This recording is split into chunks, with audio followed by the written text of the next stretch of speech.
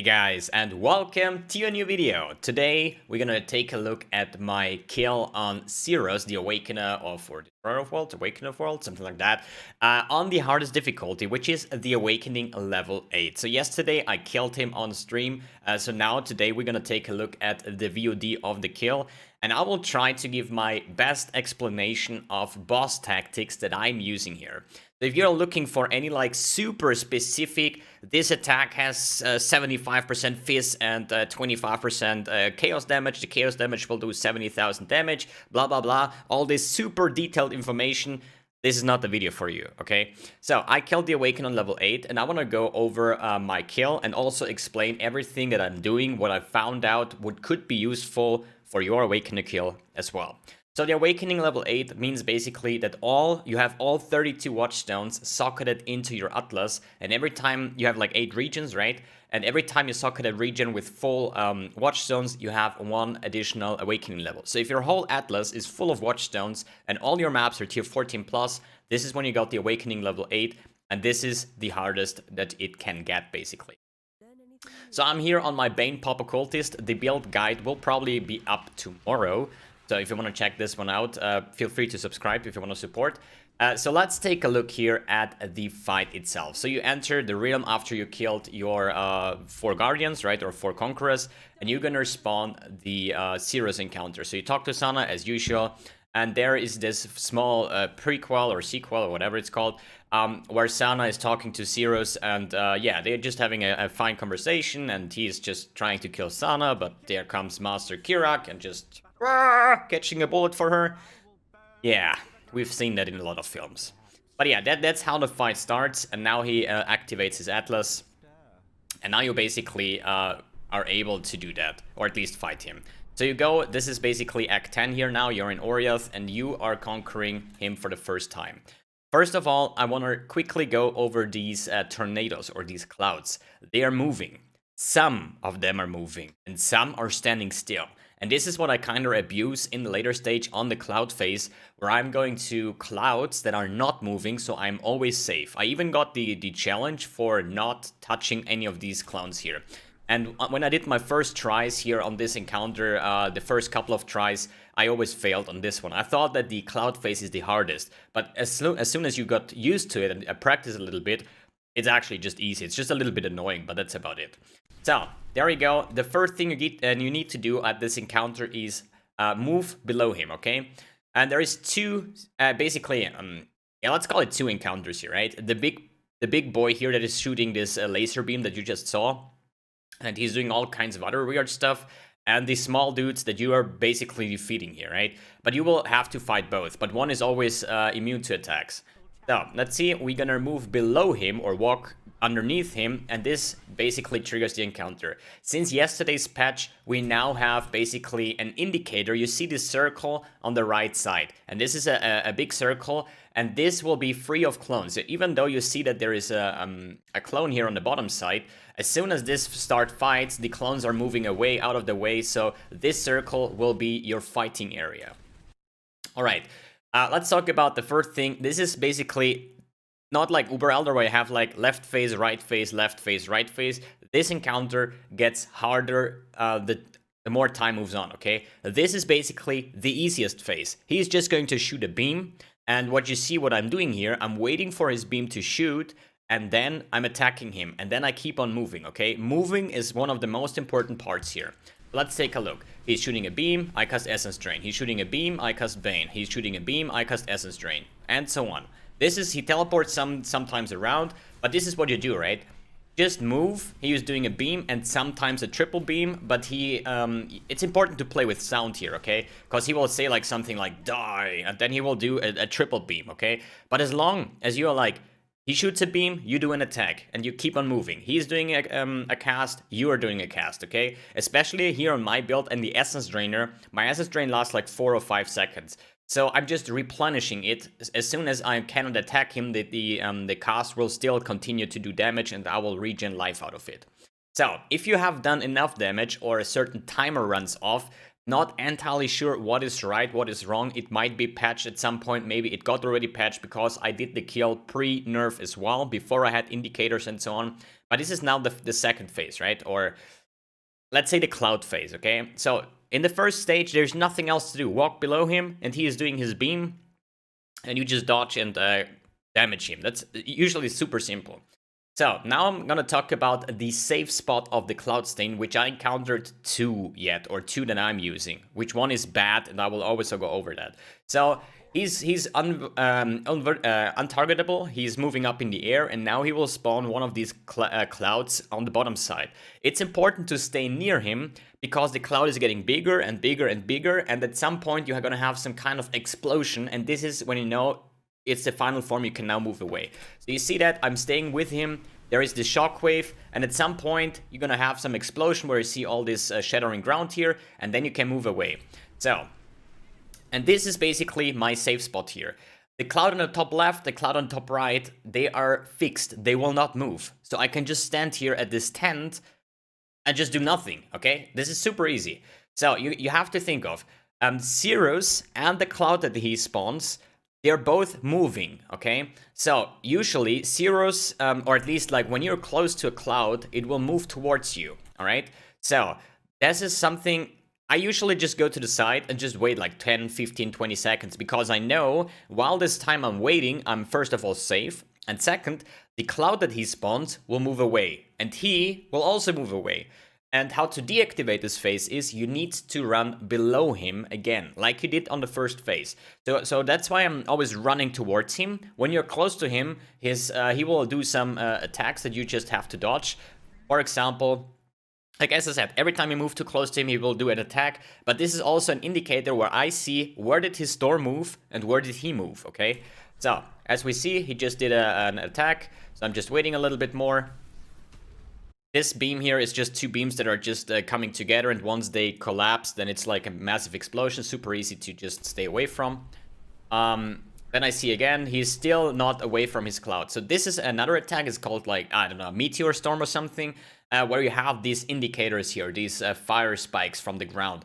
So even though it looks a little bit massive, as soon as you're in one, just not on top of this one, you will not get hurt. I'm just waiting in the middle, and he's doing his meteor storm. You're fine, okay? Just don't stand on a spike. So I'm still waiting. So see here the cloud that he spawned. It's the top on the right side. It's moving away from him, and he's actually almost about to be walked below. Okay, so he's doing another attack. I'm always like moving there, check where he is, dodging his attack, going back. Then wait a little bit, move there again, see what happened, where did the cloud move, where did he move. And at some point, you will be able to move below him, like here. I move below him, I triggered him, now he will come down again, we're gonna have this circle again, and the phase will be fine. So here you see the first circle here. You can move out, no problem, but this is going to be your safe zone. So basically the clouds here that are spawning will just instantly, or like at least like go away from this area. This is basically your fighting ring, right? And you will be safe here. So same as part one. He's just going to do an attack, you do a re-attack. He's doing attack, you do a re-attack. That's why I say all kinds of poison skills, bleeding, as I do chaos damage over time, super good for this fight. So this is one of his new abilities. We probably are on phase 2 now, I assume. He's doing a corridor of stones, and you need to walk towards him to get out, okay? So you see he's doing his corridor. I mean, I failed here because I got hit by his attack. You would not be hit if you just flame dash out, which is faster. But you see, and then he's still doing his same thing. He's just doing an attack, you do a re-attack. He's doing an attack, re-attack. He's doing an attack, re-attack. So, there is a couple new things here in the second phase. As I said before, it's getting harder, time moves on, or the more phases you get. The first phase, nothing too special, you know. Second phase, now there is this corridor where he spawns like 2 lines of stones, and he will shoot projectiles through this area. So what you're gonna do is move towards him to get out. This is now the big meteor, and the big meteor will catch you inside, so he will either spawn this on top of you, or he will spawn this somewhere that will teleport you in, based on what they patched now. And you're gonna see some sparkles. And those sparkles is the way out. So this is a crater you cannot flame dash over. You have to move out of this crater. If you're too slow, as you see, you move out of this, and I'm fine now. So here we'll clash in a big, massive meteor, and you don't want to get hit by that. So, this is the first thing here. Basically back, just shooting beams, you dodge, blah, blah, blah. The same usual thing again. Here is the corridor again. I move towards him to get out, easy clap. And this is then the more harder thing that you say, like in this phase, we have additional corridors, and we have this meteor in stage 1. So here again, cloud phase, I let myself push away. I see that the explosion was happening, so I'm pretty much safe here. Here is a weird and simple thing to see. I'm actually scared here. The cloud here is pretty much close to me, so if I walk towards him, the cloud here will also walk towards me, and this is basically killing my safe zone, so I have to do the same on the right side, okay? But as you see here, I see his shadow. On the top right side, I see his shadow. Here is his head. So I know basically he's actually moving towards me. So all I have to do is nothing. I just stand here, dodge his abilities, and next phase gone, okay? So sometimes it's even easy actually that he will also move towards you. And I want to go over the safe zones again. So as I said, the left side of the tents was one of my safe zones. This is something I newly encountered because I usually kite a team to the top left side with the stairs, because there are also 2 or 3 of these clouds that are not moving. So every time you move on the top side and you are on the stairs, you're safe, right? There is only one big problem that also cost me 1 kill. It was when the crater that you see later on in phase 2 and 3, basically, of the crater phase, or the stage, basically, you have those stairs and you have those rails between the stairs. Sometimes, if you're unlucky, those rails, you cannot get over it because you're in the crater phase. You cannot dash over one of these rocks, basically, right? But this is blocking your entrance. So basically, you know, okay, here are the sparklers, you can move out there, but you can't because the rails are blocking your way and you cannot get over it. So this cost me a kill. I died like 4 times in a row because I was prisoned within the crater and the stairs and the rail. That's why I always try to not move on the top left side again, although I know it's a safe position, but I found a new safe position on the left side, which makes it pretty easy. So, we are now in the next phase, probably on the next crater phase here. So he's shooting. There you see the double crater. So let's move here so you see it better. You will spawn in the middle as before. Here is the first outtrans, outtrans, whatever, with the first sparkles. And now there is a second ring. So you need to get out of the second as well. Before it got patched, it was fine if you just leave the first area. So if you're just standing here without leaving the second one, you are fine. They patched this one now, okay? So you need to get out of all of these circles. So basically left side, top side, you're fine, okay? There is some movement requirement, a Quicksilver Flask, Flame Dash, whatever you can do within this will help you. As I said, you cannot Flame Dash over the rock, but you can Flame Dash within the rock, okay? So, pretty simple fight still, is shooting beams, the big boy is just doing his things, you just dodge everything, and sometimes you have this crater phase where you just have to quickly react, where do you have to go away? Alright, and now we're basically on the next cloud phase, and this is the point where I basically kill my safe zone, I guess. So you see that I'm pretty much close to his thing here, so I'll just move away and see what happens. Here I know that the mobile storm will basically come towards me. This one is a fixed one, so it will just cross off my line here, as you see. So you need to quickly react and be like, shit, my safe zone is gone, I need to get out of here. And now you just take a look at another side. So now I'm going to the right side. I see the bottom side is moving. It's just a little bit tricky here. But I was kind of lucky to basically kite around the storm well enough so he was free, because he was moving to another side. If this wouldn't happen, I would just move towards the top side and then try to get the storms to the top side so I can move around on the left side, and then I have some open space again. And this is now when the last phase spawns. So as you see, his chair is now gone and he got like buffed, and he's now in the last phase. He's like super big now, okay? So I know this is the last phase, and this is the hardest one. This is the actual tricky one. Because you're gonna have some new things. So as I said, all the other things before, like he's shooting a laser beam, now we have triple crater, and this is where it gets tricky. So As you see, I only see one entrance here, the second one top left, but where is the third? You will see that once you get out of there. And I saw it's in the top right, so you just move out there and you're fine. Meteor clashes in, super fine. But you need to react fast. It happened that I was too slow, or that I thought the entrance, the last one, would be on the left side, but it was on the right side, so I tried to get to the right side, but the meteor was coming down, I was dead, okay? So, good reaction timing here, and also Quicksilver Flask will help you a lot. I probably even think that I bring 2 Quicksilver Flasks next time I go to this fight. This is now a new thing. So he will call his brothers here, and only one of those is attackable, and you see it on the life bar here. So what I do before this phase starts, I try to get my dots off so I can do 5 seconds of damage, because this is how long my SS drain, my Bane lasts, okay? So, these 4 dudes will now make a laser in the middle, and this will be like a Death Star, basically, right? So they are shooting here, I'm dotting this one, and now you have this Death Star. You can flame dash over it, but you don't want to go into it, you know? But you can still walk around in there. And this is basically a problem, or this is not a problem yet, but now he's spawning a lot of dudes.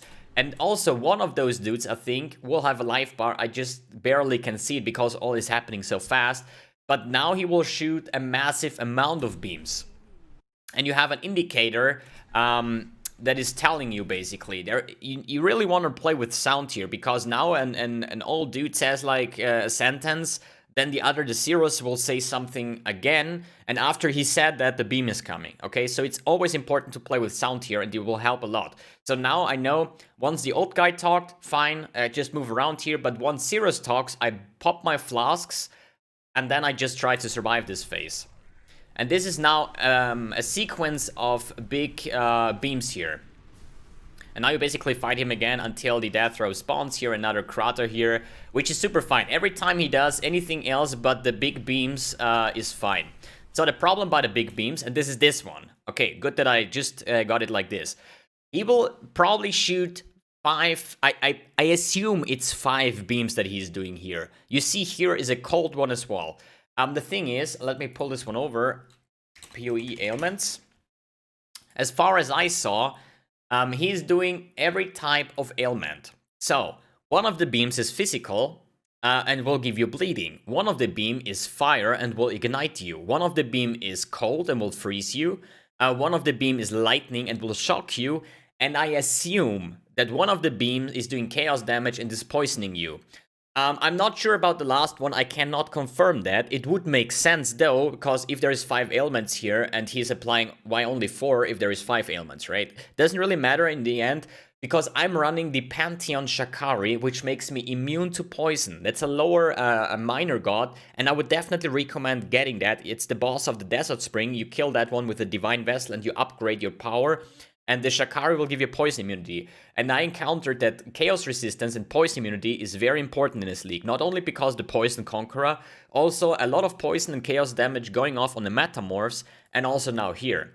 So, as I said, I know that one of these beams will freeze me, one will shock me, and if the freeze one will catch you off guard and you're frozen, all the others will hit as well, you're dead. And this is why I'm using 4 flasks here.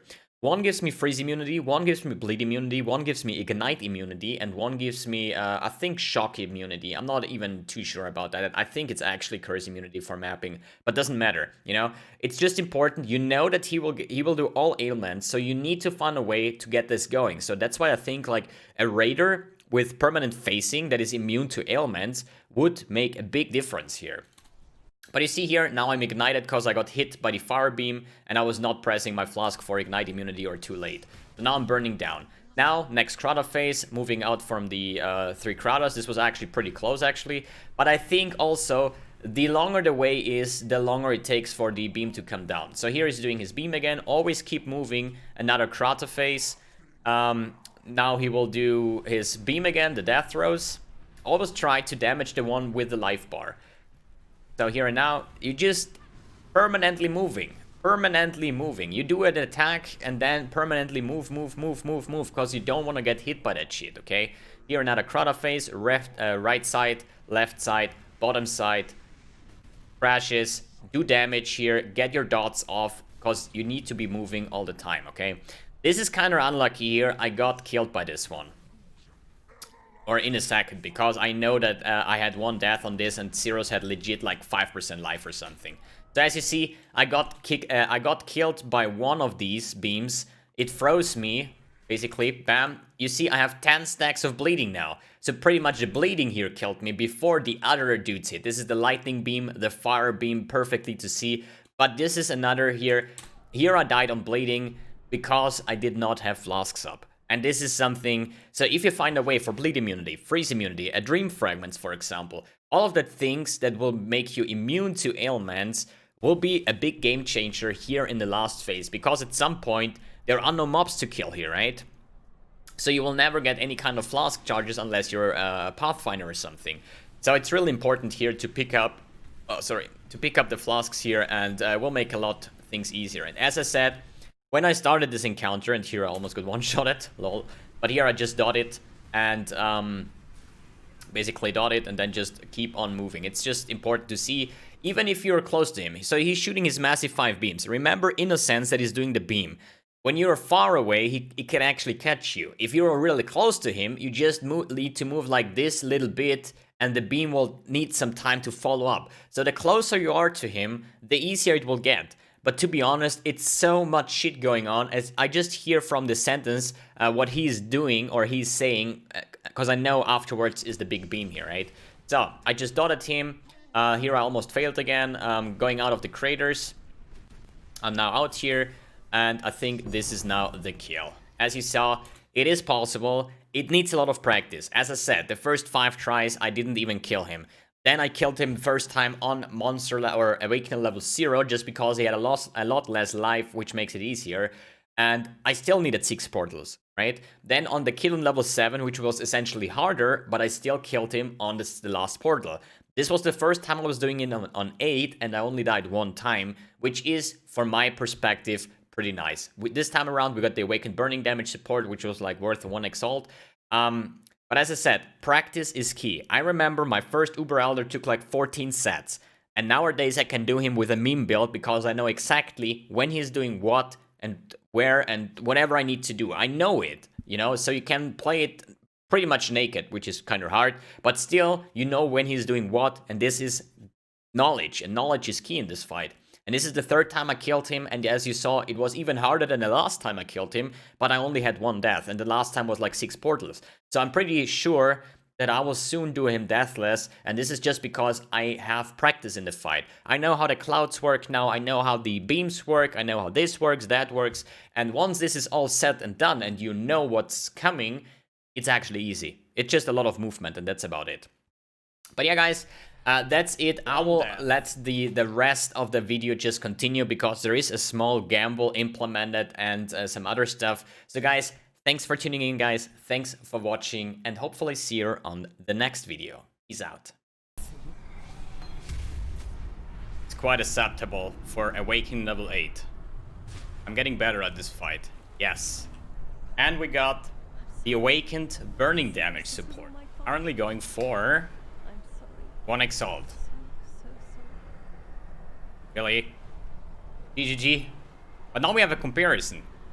The burning damage 21-23 has 11 and 55. This one has 55. So basically the level 1 is already same as my level 21. Imagine getting those to level 6. And we have our first gamble. Hey, we have our first gamble, boys. Actually, first gamble. Let's go.